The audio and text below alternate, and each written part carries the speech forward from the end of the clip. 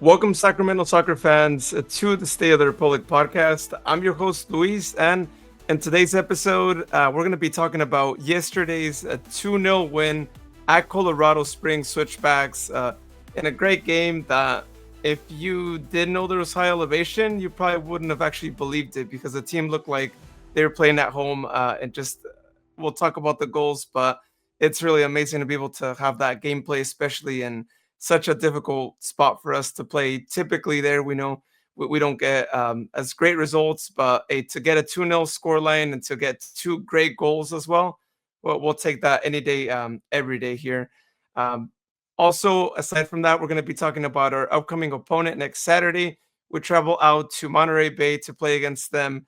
Start time for that one at 7 p.m. Again, September 27th is the date for that. So if you want to go get away from maybe a little bit of heat, right? We might still be in the high 80s next weekend. It's a great idea to go travel out to Monterey Bay. May make a whole trip out of it for the weekend. It's a really great spot because some of us here on the podcast have actually gone out to that stadium, and it's a great venue as well. So we're all looking forward to yet another game against their neighbor out in Monterey next Saturday. Of course, we'll talk about podcast winner dinner and how that is going. We got a few more points, and things are looking interesting as they usually are every week here on the podcast weekly competition. But let's go ahead and introduce our co-host for the night. We only have two out of our three co-hosts here that we usually have. Jared isn't going to be joining us today, but we wish Jared well. He's not feeling well right now, but hopefully you get better, Jared. You can join us next week and here on the podcast. But we got Rihanna and Sharon. First, let's go over to the city of Elk Grove with Sharon. How's it going? Hey, everything's going good. We'll talk a little bit more about it on the podcast as we move in, but all is good in Elk Grove. Looking forward to talking about this wonderful win at Colorado Springs against Matt Mahoney, one of our former players. Unfortunately, it was kind of like go be a rag doll because he kind of got tossed around a little bit last night. How's everything in Natomas? Yeah, things are going good here in Natomas. Great performance from the team to perform at altitude, and happy to talk all about it. Yeah, no, the altitude, like I said, it's crazy that we actually pull a really great win, convincing win against such a difficult opponent, right? Let's remember they're the defending champions, and this season I know it hasn't been their greatest, but I mean they weren't coming off a bad form, right? We talked about it last week, so a great win for us to get away over at Colorado. Well, this week we actually have our usual jingles that we have for some of the segments. So, Sharon, go ahead and introduce us to Glossos Gratitude, and let's go ahead and mention them.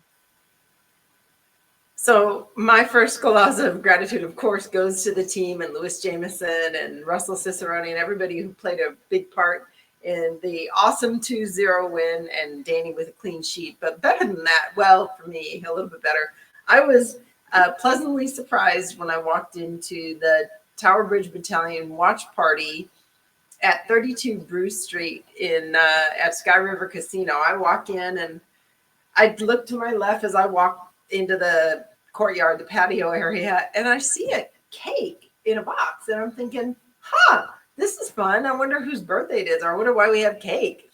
And I just kind of kept walking. And right as I was getting ready to ask about that, all of a sudden I hear people say, "Happy birthday, Sharon," because my birthday's later this week on Thursday. And I literally started, I don't know, saying words that probably are not fit for this podcast. So they all had a good chuckle out of my surprise. And I just want to thank all of the friends, all of the girlfriends, all of the guy friends that showed up last night at the watch party and turned it into a surprise birthday party. It was something. They do this really well. This is the second time they've done this to me, they meaning the soccer girlfriends. So it was a pretty sweet little deal. Anyhow, big gloss of gratitude to them, and also to Sky River for the hosting. It was pretty special. I would tell anybody, if you can make it to one of the watch parties out there, especially if it's on the patio, because we kind of have the place to ourselves, it's a blast. And food was great. Not State of the Food podcast, but I will say their menu at the 32 Bruce Street has changed. I used to order their tacos, their seafood tacos or their shrimp tacos, and you got 3. This time, their tacos, 6. 6 of the street tacos, but they're loaded and it's cheap. You could share that with 2 other people, well, maybe one other person, and walk out of there totally full and totally happy. Anyhow, hats off to the place. Hats off to the friends.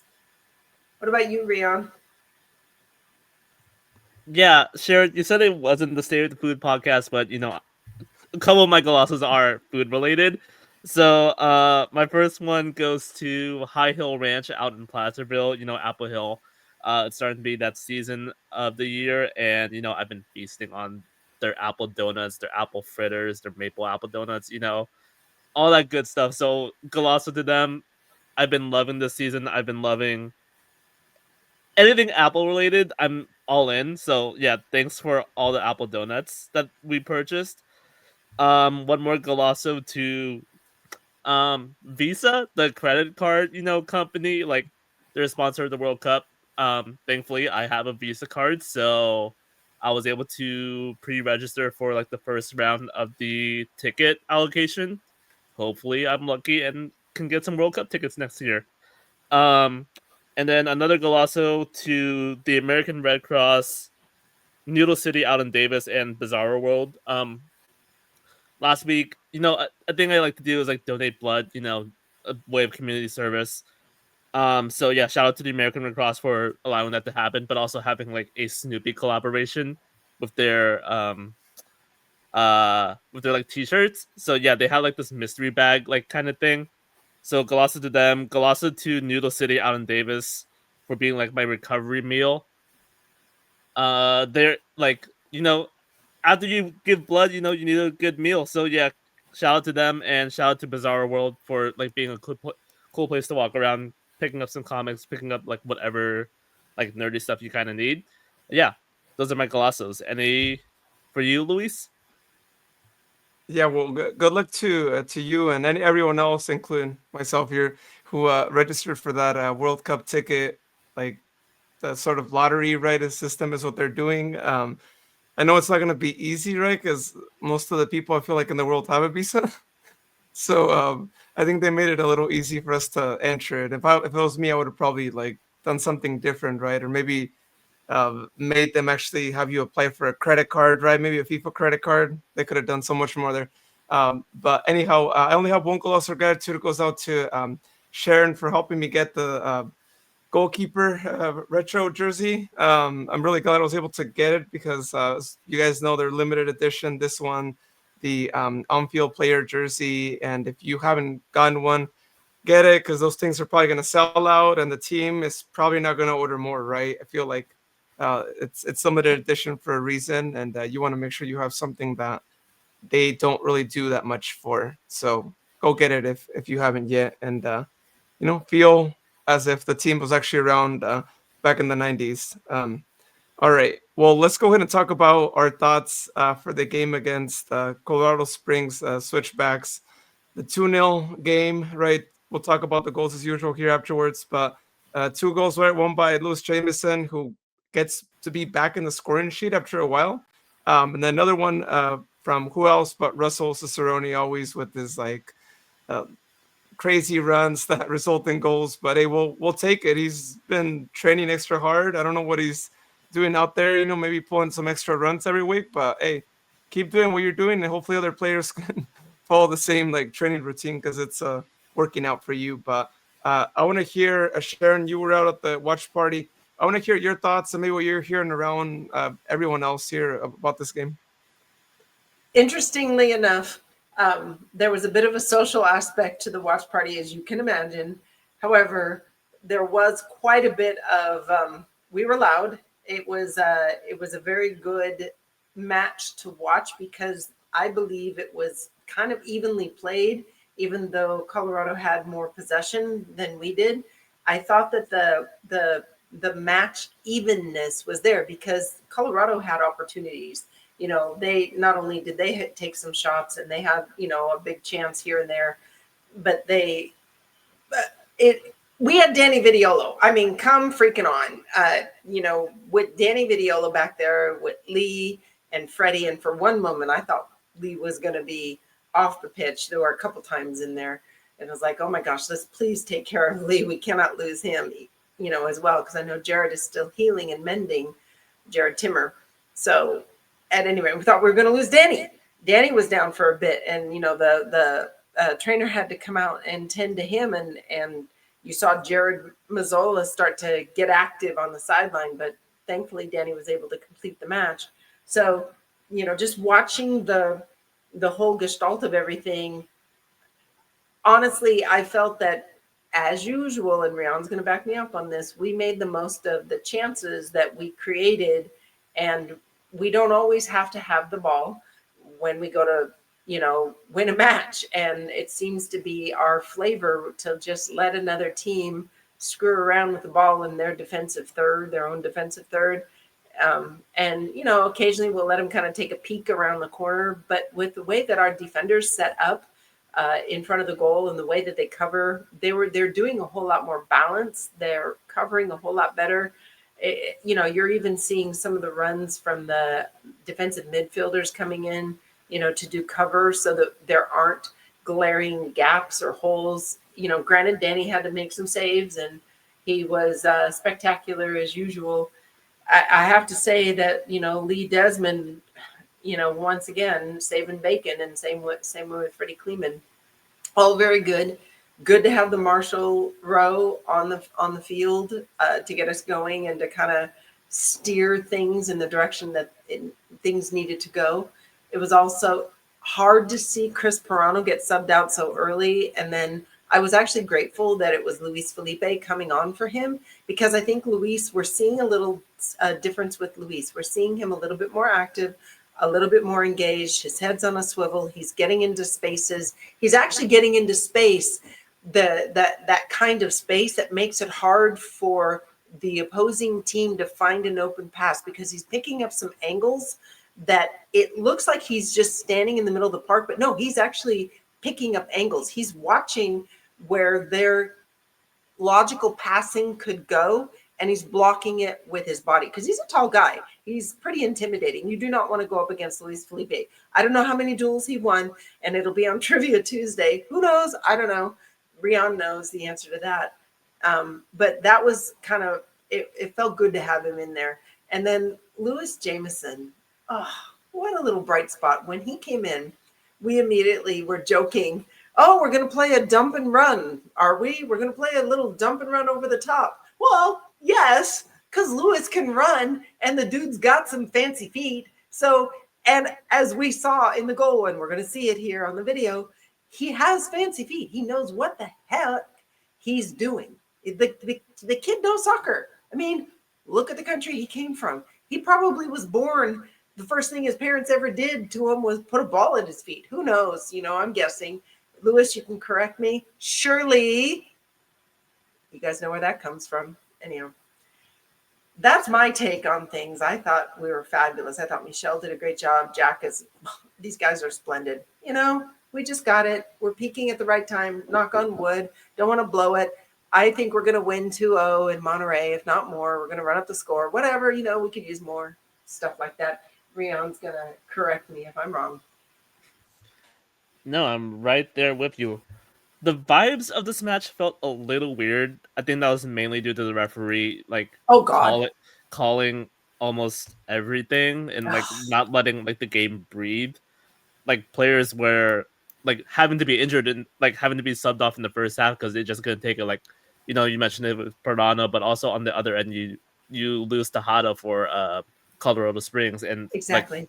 Some other players. It was a really physical contest, and the Republic did well to weather that physicality and came away with 3 points. To your point, Sharon, Sacramento made the most of their chances. They only had 3 shots on target. 2 of those were the goals. Great conversion rate. You know, good tests for the keepers. Like he couldn't come up with the ball for those ones.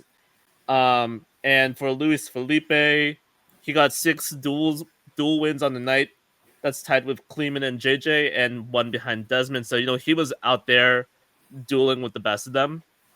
But yeah, solid performance in a really weird, really tough environment for the Republic. Like as you mentioned, Luis, the altitude. Like you would think that Sacramento weren't the energetic team in this one, but looking at the 2 goals, they were out there sprinting like late in the match. Like they were getting at it, and it was good to see from the boys in red. So, you guys, I got to tell you something that I just did that's so goofy. Sorry, break. I didn't realize that my phone was, I actually had it on voice record for a message that I was planning to send before we got on, and I left the voice record on. So my whole analysis, it's recorded. If anybody needs a written, the written part of it, I can give it to Rion. Maybe he can use it. Kidding. But that's like a bonehead freaking move. And Rion, I got to tell you one more thing before Luis tells what he thought of this whole, the gestalt of the game. Rion, we're totally capping on you last night at the watch party because of the freaking crown, which you're not wearing right now. And I was telling people that do not wear that don't watch the video, the YouTube, right? That just listen to the thing. I was saying, no. If you go back and you look at the videos, he's got a freaking crown on. They lost it. They literally thought. And everyone is still freaking rooting for you. They're still rooting for you. Guys, we can't win. They love well, you. That you mentioned the crown. I have to wear it now. Oh, he's gonna. Yeah. Just walked away. Dude just walked away from the desk to go find the crown. Oh, there you go. Okay. So there you go. I was keeping it safe from y'all. Can't be wearing this out in the open. Oh God. Yeah. Well, okay, Rion. Well, watch out though, because Sharon's getting close, and I'm getting close too. Jared is, he didn't get. Well, we'll talk about that a little later here, not to spoil all the standings there, but yeah, there was that. But it's good that he's wearing the crown too, by the way. So that way, maybe you jinx yourself, and then we see a change in the standings here within the next month. A month from now, I think we're gonna see completely different standings. Just my prediction there. But going back to this match, I don't know if you guys noticed, but Coach Collins looks really animated. It seems like he's really, I think a part of Mark Briggs is like going in him. I don't know if you guys saw him, but I saw him throughout the match. Like the guy was like just going right at it. He even got a yellow card. If you guys saw when the referee came by, both coaches got one. Yeah, which is kind of interesting, right? You don't typically see 2 coaches back-to-back yellow card there, but I don't know what happened to Coach. Maybe it's like since we're gearing towards the last weeks of the season, but yeah, he's great. Remember when we talked with the folks from Miami, and when I got interviewed, no.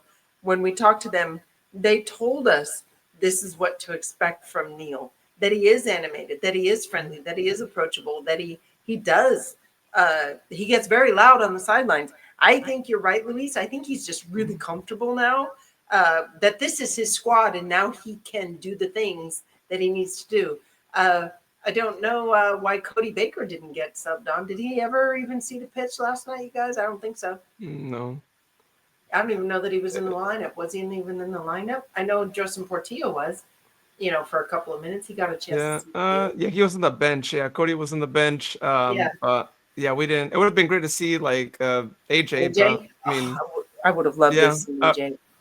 I don't know, he wasn't. So especially, here's the thing, right? I mean, again, high elevation game.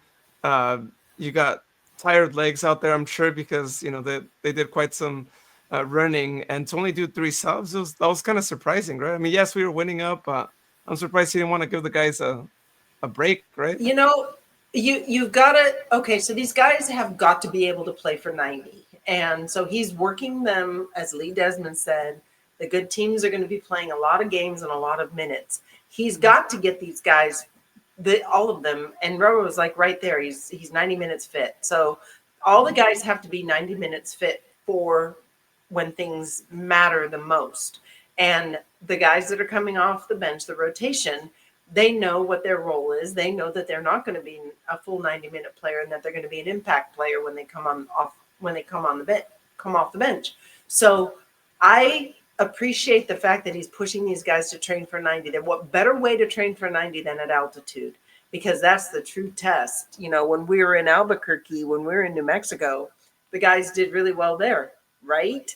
So, you know, at the end of the day, I think he's got it dialed in. He would not do a lot of what he's doing if he didn't have the advice of Katie, of Luke, and some of the assistant coaches. He's getting some pretty solid advice, and even from his medical staff, you know, the folks that are consulting him from UC Davis that know a lot about, you know, sports performance and how do you get the most out of your guys. And even though it's the end of the season, you don't always have to, and I'm of two minds, you guys can prove me wrong. They have a week off, not a week off. I mean, they have a week until the next match. And so it's kind of like run your ass off, run it all the way down, save nothing, learn what it's like to leave it all out on the field at altitude. You'll know better how to not save yourself in the next match. You'll be better, stronger, faster. Remember when Preki used to train, and I'm not trying to equate, I'm not trying to like, oh, Mark Briggs is entering Neil's brain. No. Neil's Neil. But Preki used to train the guys as hard as a match for 90 minutes in training sessions. They had to do the same level of running. That's why they wear the monitors on, you know, during training sessions, so that they know how to be 90 minutes, how they can play 90 plus minutes. So I'm proud of our guys for taking it to that level, to taking it up. And I'm proud of Roro for lasting, you know, it's fabulous. So there you go. I've said it. Yeah, no, I'm glad you mentioned the rural thing because yeah, it's really great to see him like complete matches or well, actually in this case I think he got subbed out there, but I mean pretty much 90 minutes. Yeah, Justin was his sub.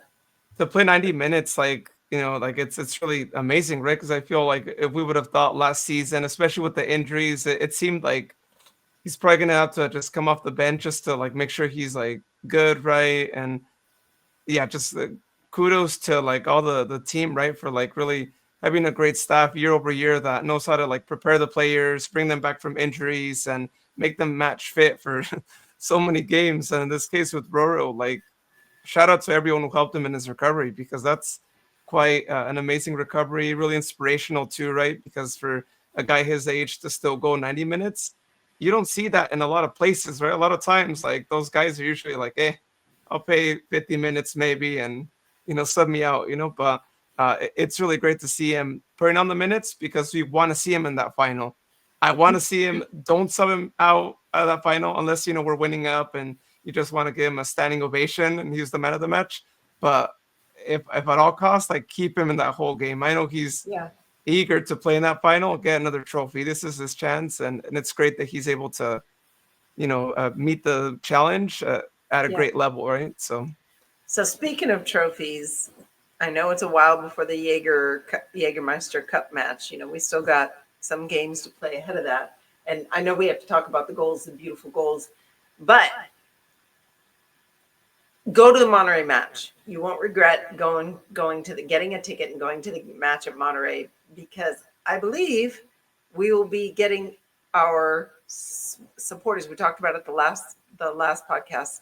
The supporters Hella Cup trophy will be. You'll see it at the Monterey match. So better go.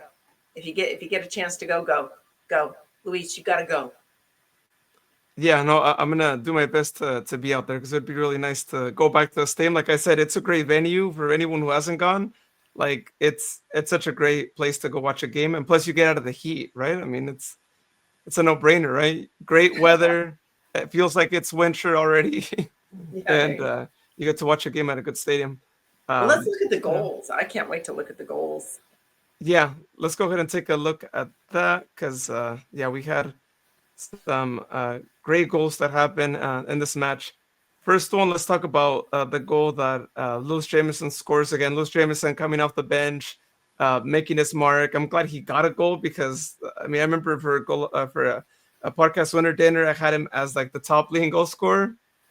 It's not looking like that's going to happen, but it's great to see him back on the score sheet because I really had a feeling like yeah, this guy's going to score a few goals and he's going to be one for us to keep an eye out for this season. But in this goal, I was just talking to Rihanna about this before we started recording, but the play happens so quick, and when we take a look at it again, it's altitude for a play like this to happen so quick. It's even more impressive that the guys have really amazing fitness to actually pull this one, right? So it starts with Roro in the midfield there, seeing Jack pull the run, and we know once Jack pulls a run, good luck. If you're not focused on Jack as a defender, he's gonna pass you. He's gonna have an advantage over you, and that's exactly what Yeah. happens here, right? Pulls the pass to him. Jack is much quicker than I don't know. Tell me whatever defender gives it over to Lewis Jamieson, who controls it real quick and pulls a crazy shot that I don't think there's a goalkeeper in the world that would have stopped that, right? I mean, it's going up high. It's got like strength to it. Like, I mean, And what a goal, right? there were two defenders that were closing him down. It literally he had to play between the wickets to get to that. That was amazing. That was the first thing that I saw was how he was so composed in traffic. Yeah, you're right. And those two defenders, yeah, not an easy play. Mm-hmm. What were your thoughts, And Rian? he came to the ball. So you know how we've been pet peeving, if the ball's being passed on the ground or wherever it's being passed, you still have to make an effort to get to the ball. You don't wait for the ball to get to you. He did not wait for the ball to get to him. He came to the ball, right? He showed for the ball. He came to the ball. It wasn't going to be any easy deal. He sprinted towards that ball. He didn't just stand and wait like, hey, it's going to come to me because then the defender's going to pick it off.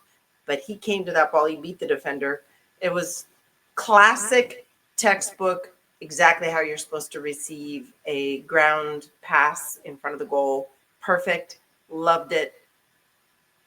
We need more. Yeah, at the time of this goal, Colorado Springs were like kind of putting a little bit of pressure on Sacramento.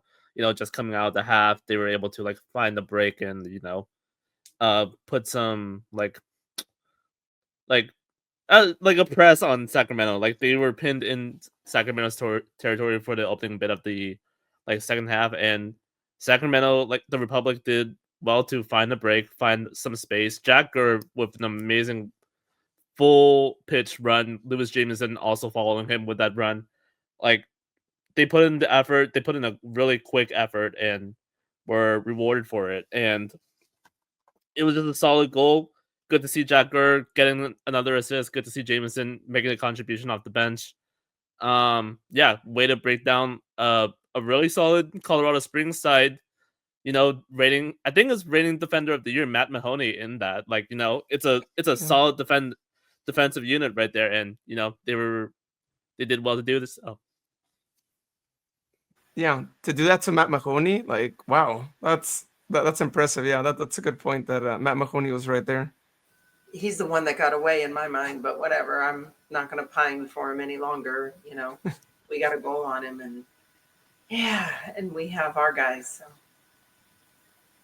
Yeah, so that was a 2-0. Also, got to say in the celebration, of course, AJ Edwards. He's one to join the celebrations there, right? Maybe on the bench, but that celebration there, right? Like, oh, you scored it. Yeah, you scored it. I don't know what you want to caption, whatever he was telling them, but yeah, you could tell, right? The bond that the players have, whether you're coming off the bench or you're in the bench, you could see there's like that good unity, right? Like even if you're in the bench, there's no player that feels like what I should be there, and that's great. You need bench players that are like, hey, I know I'm not on the pitch now, but it's fine, we just scored a goal, like let's celebrate. AJ had the spiciest celebration chest bump, and then he headbutted him too. It's so cute. I mean, sorry, I don't mean to call it cute. But I mean, then it was like, can you just put him in for a little while? Just put AJ in for a little while. Let's let that bullheadedness, have some time on the pitch at Colorado. But you know what? He did, because chances are after the match, he had to run. So he did get time on the pitch. Ha ha, in quotes. You're right. Yeah. Usually they have the bench players have that running drill Yep. at the end of the game. Yeah. Yeah, they sure have. So that was that. That was the 1-0 goal again. Happy for Louis Jamieson for getting his goal after a long time, right? You could probably tell us, Rian, when the last game was that he scored a goal. And I'll load up the second goal while you take a look at that. But I think it was a few months ago, right? I feel like it was a while back, if I'm not mistaken. I have his last goal in May 17th in that first blowout victory of Las Vegas. Yeah, back in the goal fest, the first goal fest of the year. So yeah, long overdue a goal, right? He needed one there again. Well, all right, let's go ahead and move on to the 84th minute. And I mean, up until this point, of course, as we all know, anytime we're winning 1-0 or winning by 1 goal, there's always those ghosts of last minute goal, right? Last minute tie, whatever you want to call it, last minute loss potentially. But in this case, the team did it again, right? We end up actually getting that goal that secures the win, essentially, right? I mean, I know the team could still tie, whatever, right? But we all feel better when we get that goal, like in the last 5 minutes of regular time. And that's what happened here, right? Taking advantage of Colorado's desperate attempt to move up front. This is what you got to do as the opposing team. If you're up in the score line, is trying to take advantage of those counterattacks. And that's exactly what they did here between Louis Jamieson and Russell Cicerone, among both of them, doing a few passes back and forth. And then Louis spots Russell open. And again, we know Russell, just like Jack, you give him some space to pull a run. The man's going to pull the run. He's going to get the goal there. He's going to tell the crowd to shut up in this case, like he does there too. And he's going to get us that goal that we needed to secure the win, to feel better and not feel like that last minute ghost is out there for us. But what were you guys' thoughts on this 2-0 goal by Russell? Classic Russell Cicerone. I mean, come on. What's not to like about that? But you could tell that it's towards the end of the game. It's just Russell and Louis. Nobody else is coming along for the party, right? It's just the two of them. And they had it in the bag. Talking about at the very beginning, we look like the team that was not playing at altitude, or, that was used to playing at altitude. We even said it around our table. It's like Colorado looked like they ran out of gas. And it's like, well, maybe there was a brew fest the day before and the guys drank too much. Kidding, but whatever. Not our guys, but their guys. So, I mean, you're not gonna beat this. This is, I don't know. This is just, it's magic when we get to see this happening at altitude and against Colorado Springs, because they've always played us tough. If you look at the overall record, Luis and Rion, the overall record is they have more wins against us, correct? At their home? I feel like that has to be correct. I don't think we haven't really done well when we go out there, especially that playoff loss that 1 year. That was right. Yeah. Prior to this match at Colorado won 4 times, Sacramento won 3 times, and there was 1 draw. Okay. Well, so it's kind of more even. I thought it was. I thought we had a rougher go of it. It could have been. But the goal differential prior to this match was 8 goals for the Republic to 11 goals for Switchbacks. Okay. Well, that's something to think about. But now we kind of corrected the math a little bit, so it's 11-10, right? So, Yeah, so the goal differential isn't as gappy, and now it's 4-4-1. So kind of an even draw. I think now that we've been there so many times in altitude, I think our guys have figured that part out. They've played some tough matches. We were talking about when they were back in Miami and it was humid and nasty, and our guys played through that. So if you can play through those kind of weather conditions and then the altitude, I think we've got a team that knows how to recover really well, from match to match. I think we're good. Yeah. But this was fabulous. I mean, Russell Cicerone, he's so weird when he runs. You just don't know what he's going to do. He's hard to predict. He's hard to mark. I bet you his teammates, when they're in training sessions, when they divide up teams, all the guys that have to, they maybe make 4 teams and they have to play small-sided games. Everybody's like going, crap, I got to defend Russell. I'm sure that's what goes through our guys' minds. They don't want to defend him because he's crafty. So. Yeah. So I just want to add in a little bit. I want to spotlight Russell. If you take all the goals, all the assists in the regular season right now, tally them all up, Russell Cicerone accounts for 19.7% of them. So basically 1 in 5 for goals and assists. That's Russell Cicerone's contributions to the team. He has been on a tear recently, and it's come just at the right time to carry into the playoffs. Great build-up. Lewis Jamieson with a quick 1-2 to draw the attention. Again, I don't want to pick on Matt Mahoney. I love the dude. I loved him when he was playing for us. But it was a great setup to draw the attention of him to Lewis Jamieson and allow Russell Cicerone to run in behind. He did well to get past Christian Herrera, the goalkeeper. He could only manage an arm and deflect it into the back of the net. Great run, great performance from Russell Cicerone, and Lewis Jamieson coming off the bench with a goal and assist. Pretty magical. So, crap, there goes my brain. You guys, if you find it, let me know, okay? So any of the things that you just heard that were trivia related or stats related, make them up, make a note, because you may see that same question come up on Tuesday night or Tuesday, Trivia Tuesday. You might just see what percentage has Russell Cicerone contributed overall in goals and assists. You might see that. I'm not saying you will. You just might.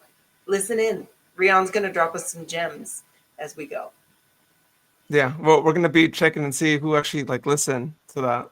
Right? So, yeah, take a note just in case, right? Yeah, if you've been to college, these are those things. You never know what the professor, Rion, the professor, you never know what he's going to drop. Yeah, look at him pointing to his brain. or his crown, right, in this case there. I might just drop some random stuff that you never study up on. Who knows? I don't. Right. You can't cheat because it's not on FOTMob. Dang it. Yeah. Pretty much FOTMob's going to be reaching out to Rion, right, and be like, hey, can we have some of those statistics, because we don't have as much, or the AI, right, because we say it's the AI that no, if you controls FOTMob, right? Exactly. So just so you guys know, Rion is actually AI generated. He's he's not real. If you saw him, he was a hologram. If you saw him at the match with Jared and myself, that was a hologram. That wasn't a person. That was AI Rion, right? Yeah. FOTMob is testing out some new technology of having these statisticians at each of these matches and just live recording everything. So that's what I'm doing. Yeah, that's the reason why he hasn't answered anything I ask you on the podcast, right? I'm like, hey, Rion, do this. It's he's like ChatGPT, basically, right? So he's ChatGPT. Rion is our version of ChatGPT. But one more thing I wanted to say about this goal, though, is again, great goal by Russell Cicerone. But I did have to say, though, he actually did run the risk of the goalkeeper actually potentially blocking it, right? Because the goalkeeper does get a hand to it. And maybe we would have been saying a whole different thing.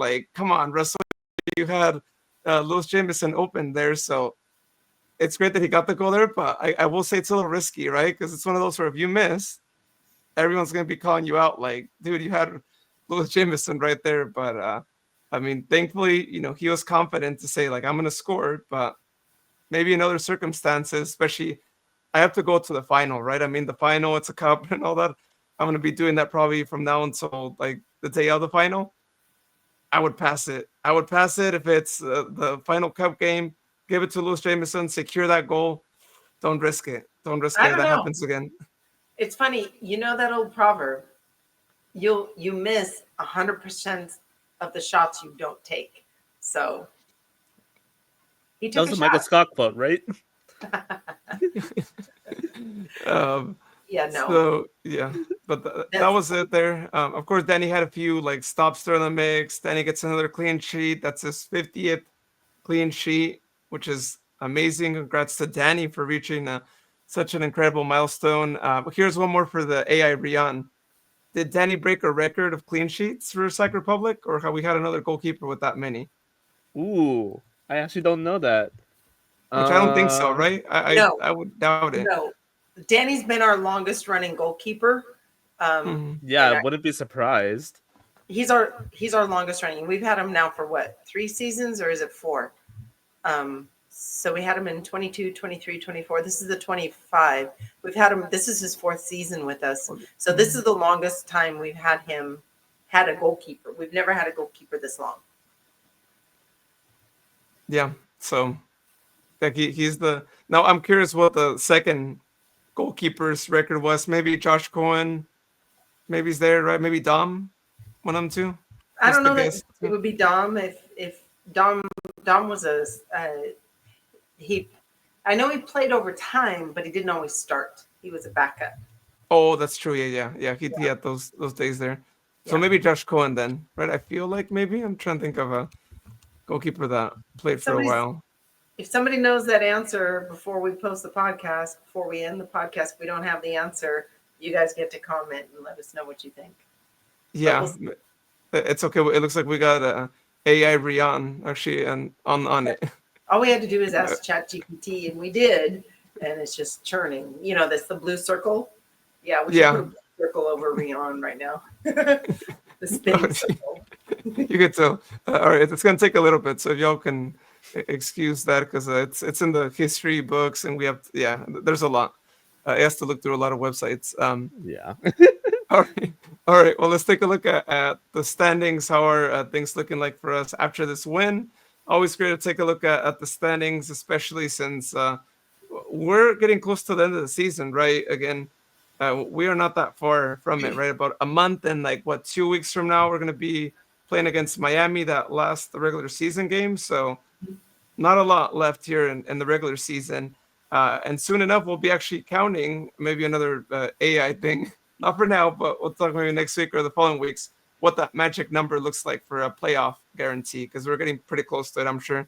But so far in the standings, first place, we got FC Tulsa still there. They did tie yesterday with Oakland Roots, which better than them winning. So they just go up 1 point. They have 47 points with 25 games played. We are still in second place with 41 points and 24 games played. So here's the thing. We win our next game to catch up to Tulsa in games. We could potentially be let's see, that is 3 points away from them, because we would potentially be at 44. They're at 47. So really important that we get those 3 points at Monterey so we can actually, again, potentially be just 3 points away from Tulsa. Below us, though, you got Uncle Ruckus there in third place with 36 points. Same games played than we do. So far we have a 5-point cushion between them. And then in fourth, you got Lexington with one more game than we do, 35 points.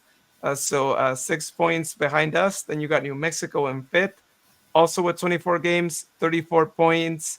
Right there, 7 points behind us. El Paso with the same games, 32 points. And then you got Phoenix Rising in seventh with 25 games, 32 points. Colorado Springs, who we just defeated here again. Important win because they could have gone up and been closer to us there. But they're in eighth place there, 24 games, 31 points. And then below, out of the playoff zone, you got, interestingly, 3 of the California teams right there, which is something you don't typically see, right? You got Orange County there with 23 games, 29 points. Oakland Roots, 24 games, 26 points. Las Vegas Lights with 25 and 25 points. And then the team we play against on Saturday, but again, don't get too confident because you never know what can happen. Monterey Bay with 26 games, 25 points. I think week by week getting far from playoffs is what it looks like, which again, it's a shame. I like seeing the California teams all in the playoffs, but it seems like they're not having a good season again, just like they actually went through last year right there. Yeah. So That's sad. But you know what I like the most of this stats? If you scroll up and if you're looking at it, if you scroll up, our goals against, we're tight. We're nice and tight. 19. 19 goals against. I love the fact that we're in the teens, that we're still a teenager with respect to that. Everybody else has way more goals against than we do. Knock on wood. I mean, I'm talking in the Western Conference. Knock on wood, it stays that way. And I think yeah, that's our key is our defense is just like phenomenal. yeah, that's a good point. Actually, we're tied with Louisville City for best defense of the league. They also have 19 goals against, right? So that says a lot for us.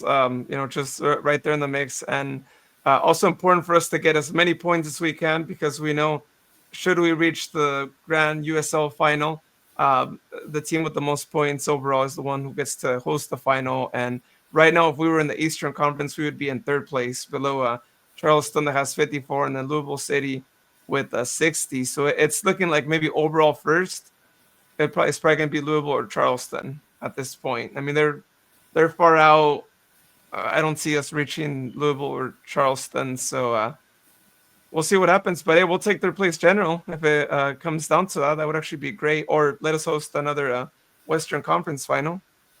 So yeah, if a lower squad, we were talking about that last night. If a lower squad can take out some of these first place East teams, it'll give us an opportunity, should we advance further in the playoffs, to actually host an East Coast team. So, I mean, that one year, look what happened to Pittsburgh Riverhounds. That was kind of cool in a way.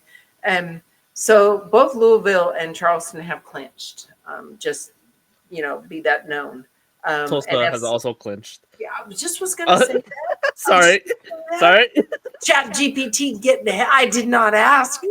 I did not ask Chat GPT for the answer to that question. Sorry, shutting down. Go back to your blue spinning circle and tell us a little bit more about what other keepers have 50 clean sheets for. I can do that. I have the answer for that. Are you going to save it for Tuesday trivia, or are you going to use it No, now? we can do it now. Let's play a game. Can you guys name the other 4 top keepers in clean sheets for the Republic? Jake Gleason? Not on there. Josh Cohen, maybe? Cohen's number 2 with 40 clean sheets. Oh my gosh. Evan Newton. Wow. Evan Newton. Newton's number 3 with 16. Okay. And then what's his name? Maria Breeze is married to him. Oh my gosh.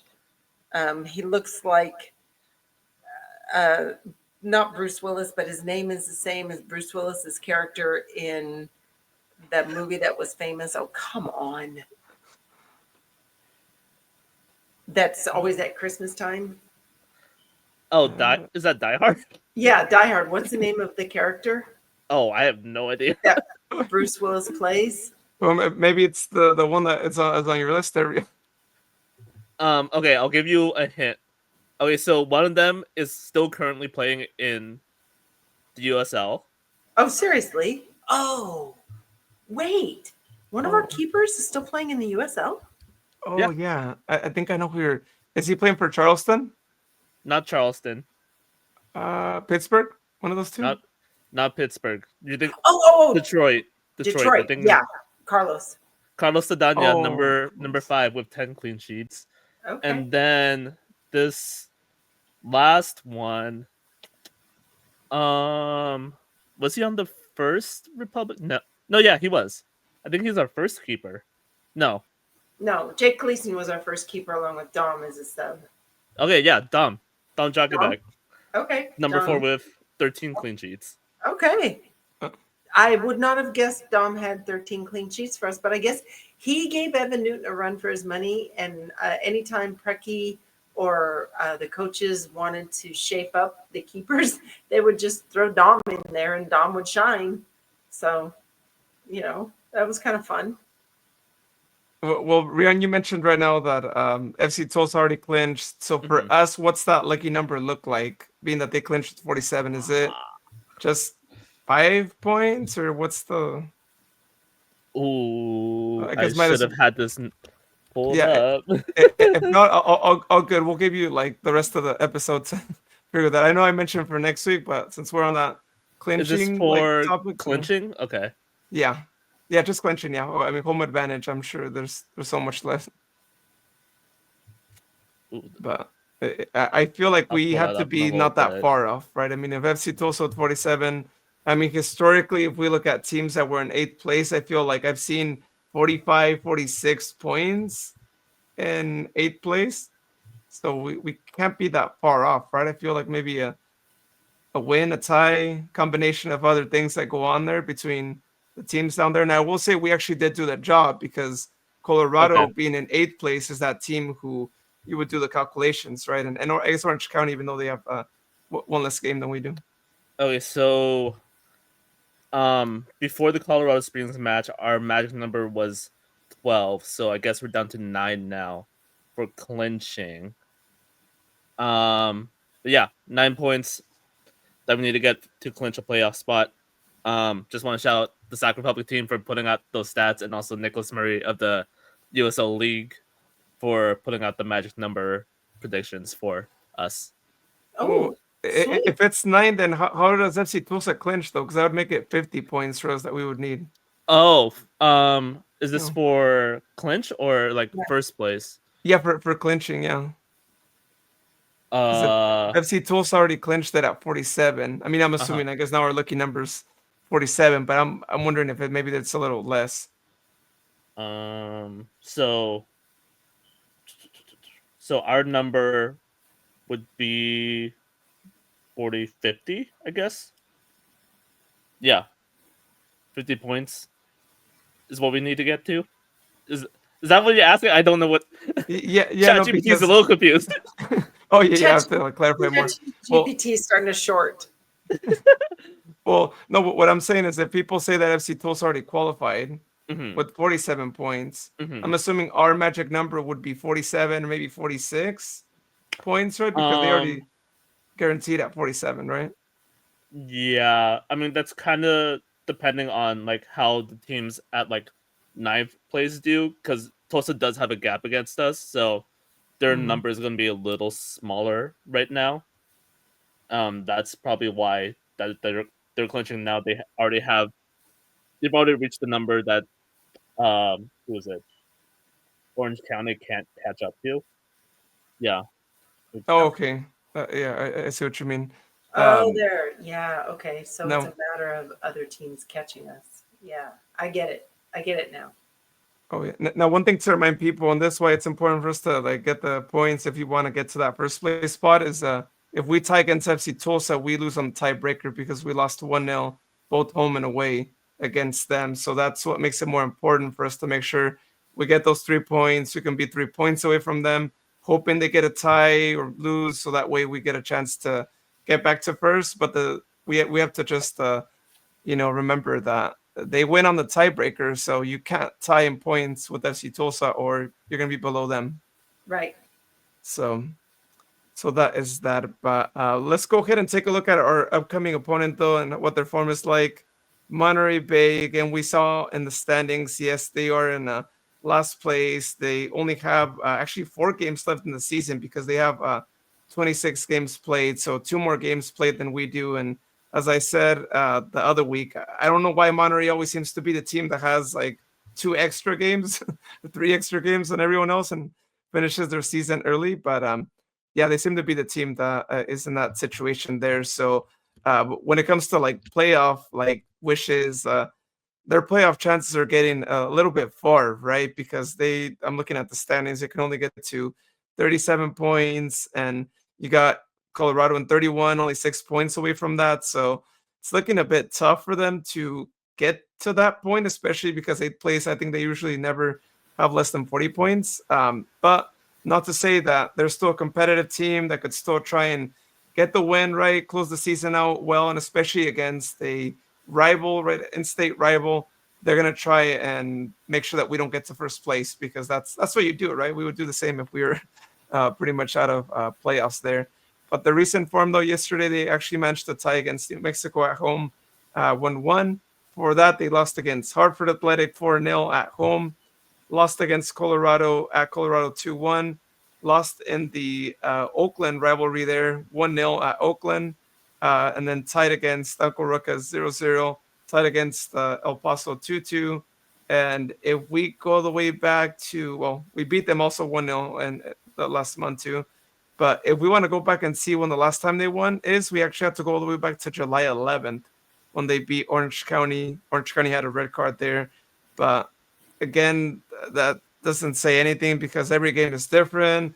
Different things happen there. But this is what their recent form is looking like for Monterey. So, and again, the game starts this Saturday at 7 p.m. Our typical starting time out in Monterey. So that's how that is looking like. And the weather's going to be freaking cold. So, prepare to bring your layers and bring your things that are warm when it's foggy, when you get the mist. I just checked a little bit ago. I pulled it up. Monterey on Saturday night, the low is 58 and the high is 68. And a 68 in Monterey is actually cold. So it's not like our 68, where the sun is shining and it feels good. No, it's cold. So. Oh, yeah. Be ready for that nighttime chill. Yeah, I'm glad you mentioned that. I can't wait. Especially that fog, like you mentioned, like it's crazy, right? I mean, I think when we saw the game with Jared, I think it was like, was it summertime? And we were like, it's foggy. Apparently, it's summer. I guess the not. The only thing I remember about that game is the fact that you had my phone and I tried to call somebody and I didn't have my phone and you had my phone because you were doing all the recording, the live stuff. That's the one thing I remember about that game. That and oh my goodness. The bathroom, the changing room for the visiting team, which is us, has absolutely no privacy. So when that door swings open, you're looking in at God and everybody in the dressing room. And that's where all the fans walk by. And it's kind of sucky. I hope they put some kind of partition up in front of that door because it's not a whole lot of fun for the guys. It's kind of a funky little location, unless they've changed things from last year to this year. But yeah. A bunch of us are going. You should all go. Dress warmly. And so the hope was, and this was expressed by my girlfriends and the people that I saw last night, is that I get a bookend birthday win. So we already got one end of my birthday, and the other end is this coming Saturday. Bookend Sharon's birthday. Get another win on Saturday night. It should be fun. Oh, yeah. But yeah, no, that situation with the locker room, yeah, that's the weirdest thing, right? I think it might be the only stadium where you walk in and the locker rooms are right there as you I know. Walk you literally are walking right by their locker room. It's kind of weird. And the door flies open and it's like, they're there. It's like, oh, state of whatever. Jack Gurr shorts, but no shorts, And they keep the jerseys there, right? I remember when we were there, they were like training. All the jerseys were in there, and it's like, okay, so you guys trust that no one's actually going to go in and take a jersey or two, right? Because it's all the equipment is there. I'm like, wow, that's crazy. Yeah. They keep everything there, right? Normally with us, it's behind the fence. There's security there, and I was surprised that they didn't have a security guard there because I would have had someone. You never know if someone comes by and tries to take something. That game, when Jared was there, they had nothing. They were brand new. It was their first season. I think they probably figured it out. I bet they have somebody now, like an attendant or someone like that. So. Yeah, I'm sure the parking probably situation's gotten better too, right? I remember they had that parking lot that was all gravel and. Oh, but now you have to pay to park. That was free back then. Now you pay. Oh, okay. Well, yeah. I mean, it was only a matter of time before that was going to be a thing there, but probably less than we charge, right? Less than Cal Export charges. Was it more? Oh, I believe it's $20 to park there. Well, I probably goes to the school. I'm assuming, right? So like CSU Monterey Bay, right? So if it goes to the school, I don't mind that. It doesn't go to Cal Export. Well, let's go ahead and talk about our podcast winner dinner, see how things went because some points were given and standings kind of changed too. All right. Well, let's take a look at podcast winner dinner here. Let me go ahead and reshare my screen here so we take a look at the results of last week and how everyone did. So In the game against Colorado, Sharon got a point for guessing Sacramento as the first yellow card. Jared got no points. He was the only one who guessed Colorado for the first yellow card. I will say that we didn't see a yellow card in the first half, right? Yellow card from Russell, I think, came in the second half. So that was something you don't always see, right? As a clean first half. And then for myself there, I got 2 points. Jack getting the assist. Great for Jack for getting an assist again, especially getting the first assist. And then Sac getting the first yellow card. And then Rian got 1 point for Sac getting the first yellow card. So standings are as follows. We still have Rian in first with 33 points, but we still got Sharon right there close by in second place with 32 points. And in the basement, Jared is back joining me in the basement. I got a roommate again. I don't feel alone in the basement. And yeah, things are still close though. We got a final here within a few weeks and more points to be given there. So yeah, I mean, it's still anyone's game, right? We still have so many games left and playoffs potentially there. So it's great. But yeah, that Rian Sharon battle for first, like every week, it seems like one of these days, someone is going to pull up in first and just like take off. Maybe. We'll see. We'll see. We'll see. We shall see. I can't wait to do the predictions for this weekend. Parking is actually $23 in Monterey. 23. Oh, What the? just keeps going up. 23. And that's not even VIP. So $23. Careful, by the end of the episode, it'll be 25. Dynamic pricing. Wow, that's crazy. Well, especially with the season they're having. Like I feel bad for the people paying all that. They should have free parking for the season they've had. It's like, hey, we're sorry for charging you guys so much. Am I misremembering? But I think Monterey has a thing where if they don't make the playoffs, they refund like partially the season ticket or something like that. I don't remember exactly. Wow. Well, I'm trying to think. Have they ever made the playoffs? Maybe just one season, maybe, right? Or I feel like they've been out of playoffs. So I'm like, if that's a thing, they've been losing some money. If that is something they do. Monterey, they last made it in 2021. Pandemic kind of seasons. Yeah. Wasn't that their first season or was that their second season? Somewhere around there. I think that was their. Yeah, that may have been the first season. That was the year we went with Jared. That was 2021. I believe, if I'm not. Wait, no. Actually, no. It was 2022. It was the year of the Open Cup final. Good I think memory. it was that year. I think it was that. Watch me. I might be wrong. Oh, yeah. Okay. So they offer a 20% discount for season ticket holders if the team fails to make the playoffs. For like the next season? Is that what they? I believe so. Has introduced a new season. Yeah. No, I mean, it's just a refund. Oh, okay. That's not Also, bad. Huh. like Monterey's in a weird state right now because I think their like president or owner said that this is their last season for them. This is a weird team. Oh. Okay. Well, there you go. There goes another Fuego. Well, that's interesting though, because I know the owner was from Monterey, right? That's the only reason why he wanted to move the team back out there. But well, yeah. Then their president is stepping down. I think we talked about that last night. He's stepping down. Okay, it was the president, right? Okay. Yeah, the president. I can't remember which one. Owner's staying the same. They brought in a new CEO. They're not calling it a president. They're calling it like a CEO. Yeah, so lots of things shifting around in Monterey. Hopefully things will improve for the club because we need to have a good rivalry, you know?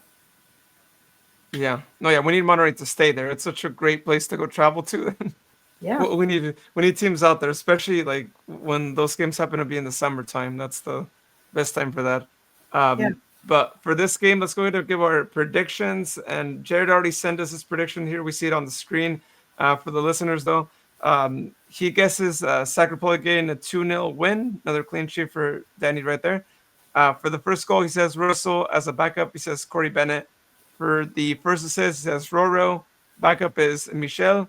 For the first yellow card, Monterey Bay, and then for the first player to get the yellow card from Sac Republic, he says Russell. So that's Jared's prediction there. I'll go ahead and give my prediction, and then we'll go to Sharon, and then Rian. You went first last time, so we'll have you go last. For this game, I'm going to actually say that Sac gets a 3-1 win. For the first goal scorer, I'm actually going to go with Russell as well. And then for the backup, I'll go with Roro. For the first assist, I'm going to say Jack again. And for the backup, I'm going to say Nick. For the first yellow card, I'm going to say Monterey Bay. And then for the first player to get a yellow card, I'm going to go with Lee. All right, Sharon. Very good. So I've got us also, Jared. I'm agreeing with Jared and you on the first. Jared 2-0 Sacramento. I've got Russell as my goal scorer, and my backup is Lewis Jamieson. My assist is going to be Jack. If he doesn't see the pitch, then it's Roro. And my yellow is Sacramento, and it's Lee. Because I think we do silly stuff, and I think the referee feels sorry for Monterey. Okay, so Monterey, the last time we saw them was in August. That was the game where we posted the highest shot total we've seen from the Republic so far this season. They got 23 shots on the night, but only got one goal, and that was thanks to Roro. I see a similar result. I don't think Monterey has it in them to put up a contest. They're similar goal scoring form to like Rhode Island, where they can shoot, but their goal conversion is not up to par. So I'm going to do a Sac 2-0 result here. Man, we're all riding the hot hand here. Russell Cicerone, yeah, let's go for him as first goal scorer. And backup will be...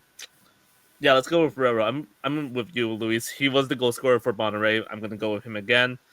For first assist, I'm going to go Russell as my first, with Jack as my backup.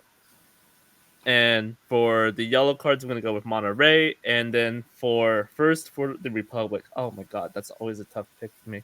I know. Who's going to goofball? Is it Michelle? Is it, who's going to goof him up? I'm going to go with Nick Ross. Okay, there we have it. Yeah. And interestingly enough, the week after this, man, we go Wednesday, Saturday. It's going to be exciting. This is a lot of games. Yeah. No, yeah, it's going to be a lot. And actually, since you mentioned that, let's go ahead and just take a look real quick at like what our upcoming matches look like here. We're going to take this out of there real quick. So we play against Monterey, of course, this Saturday. Then, as you mentioned, we play against Orange County on Wednesday, October 1st at 7:30 p.m. And then, of course, we have the final there, the USL Cup, on my birthday there, hoping for that birthday look again. 7 p.m. is the start time for that. And here's the thing, right, with those games that are upcoming. You guys think we see a rotated squad for that October 1st game? Because it's literally only like a few days before the final. Or do we just see the same team and you just have them, continue on since it's at home? And grind? Just grind. I don't know. Our guys are good at grinding, we have found. Yeah. I'd imagine slightly rotated, but, you don't want to keep the starters cold. Yeah. It's going to be interesting, right? It's like I'm assuming it'll be Danny for those two games, right? Even though Danny plays Saturday, he plays Wednesday, right? Because otherwise, I'm sure under any other circumstance, you probably would have had Jared play that Wednesday game. But of course, he's going to be the goalkeeper for the final. So, yeah, that's going to be such a blast. It's going to be such a blast. I'm going to look right now. I'm going to peek and see how ticket sales are going, without logging into my account, because sometimes you don't see everything. You know what I mean? Oh yeah. Let's take a look at that. How I'll let you pull it up. You can pull it up if you want. I'm just looking at my phone. Yeah, let's go. Let me go ahead and pull that up here for all those who are watching on video. Let me just go ahead and check it over here. I think last time I checked, it looked like there's still like a few tickets left. I'm assuming once the game gets closer, those tickets are going to be gone. Maybe like day before, we might not see that many options. as people get excited over the game even more, right? And have that game there in mind. Let me see. Prices are not cheap unless you're a season ticket member. They definitely are dynamic pricing the tickets. There are still many tickets left in all the good sections. But I will say the cheaper seats are selling out way faster than the premium seats, like the chairback seats. Mm, Yeah, $84, $90, $92 for Dang. 103, 4, 5, 6, that kind of area. So yeah, it ain't cheap. And Rion's got a great seat. He's in the press box, so he has a great view up there. yeah, I mean, yeah, ChatGPT has a great seat. Yeah, Fat Mob has a great seat. Fat mom. yeah. I mean, they need the great seat, I guess, to be able to capture the anything going on like better, right? That's why Yeah. he's so up high, right? He's closer to the antenna. Mm-hmm. Helps I have broadcast to, everything, and yeah, I have to get my like connection to like the mainframe and like all that kind of good stuff. Yeah. Well, um, you even, our own ChatGPT, Fat Mom, even has slang down pretty good. I'm, I'm he's it's pretty impressive. The fact that he can even carry on a decent conversation and all those things without like freaking out. Although he did freak out earlier when we asked him a tough question. There was a little bit of a blue spinny circle, so we lost him for a bit, and then he so, plugged back in. I'm sorry, I don't take well to compliments. What is a compliment? I haven't given you one yet. Come on. Those are few and far between. My mom was raised in New Jersey. Come on. but yeah, no, on the tickets thing, yeah, you're right. I mean, the cheaper tickets are selling quick. That like end line sections, yeah, a lot of them are selling out rather quickly. So if someone wants to get cheap tickets, get them in the supporters group section. I mean, it's going to be a blast out there as it always is. And yeah, I mean, you guys already know, right? In the event of a championship happening, the team's probably going to go to that side first, right? With the trophy, they're going to be the first ones to see it. So sit over there, right? I mean, it's going to be a great section to be at as well. But yeah, all the other sections, yeah. I mean, there's still a few, but like I said, I feel like once the day gets closer, I give it another week, and we're probably going to see a lot of these sections like sold, right? More like less sections on even the midfield sides, and sure enough, of course, on the end lines, I feel like all that's going to be gone by few days before maybe the final. So that's that right there. But all right. Well, y'all, last final parting words before we say goodnight, and consider if you're going to Monterey to go and get your tickets and go support the team out in Monterey.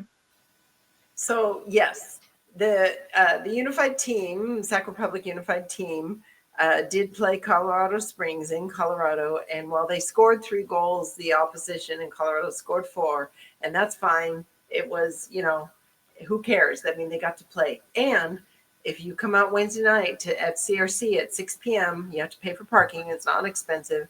At Columbus River College, they'll have more information as to exact location of which field they're playing at.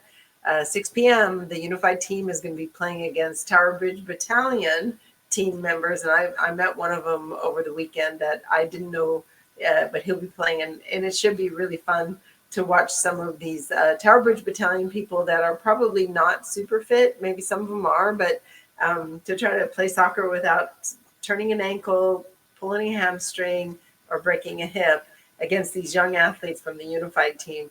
I'm kind of betting on the unified team at this point. I have all the faith in the Tower Bridge Battalion team players, but I have a funny feeling the unified team is going to have a really good go. So 6 o'clock, Columbus River College. Thank you, Tower Bridge Battalion, for putting this on, and also for doing so much behind the scenes. Thank you, Chris. Thank you, Javi. Thank you, Scott. Thank you, Brian. Thank you, Adriana. You guys have been fabulous this whole season. It's been a lot of fun.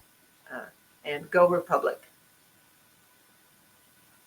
Yeah, Sharon, didn't you mention, or was it Coach Handel that mentioned that like the Tower Bridge Battalion team like has 5 keepers or something like that?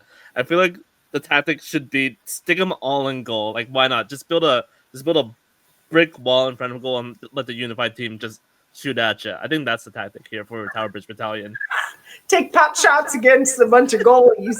Yeah, you're right. They did say that. That's what Philip said. Yeah. But yeah, as for final words, go Republic. Keep an eye on the site. I will have another stats recap after the Monterey match, hopefully before Orange County, but no promises on that. Yeah, keep an eye out for Trivia Tuesday. Keep an eye out for the match recaps, and go Republic. Then, as for me, shout out to our listeners who went out to the Colorado game. Glad that they were able to see a win. I mean, what a game for them to go and check out there. But shout out to them and shout out to all the other fans who were there. I saw on TV that there were a few fans there in the stands, and it's always awesome when we have some support away. And I'm sure, again, players always appreciate that because it's never easy to go and travel out there. Or if you're from there, of course, going out there and supporting your team whenever you're able to. But with that, y'all, as always, thank you so much for listening or watching the podcast. We really appreciate that. You'll hear us next week as we cover the game against the Monterey Bay, and then we'll be talking about OC and Hartford next week. Going to try and see if we can get some special guests, especially leading on to the grand final. So be on the lookout for that. We're going to try and have them here on the podcast here as the weeks or following week goes by, maybe in the next podcast episode potentially that we record. But with that, y'all, thank you so much for watching or listening to the podcast. And you'll hear us next week here on Stay There Public Podcast. Cue the music.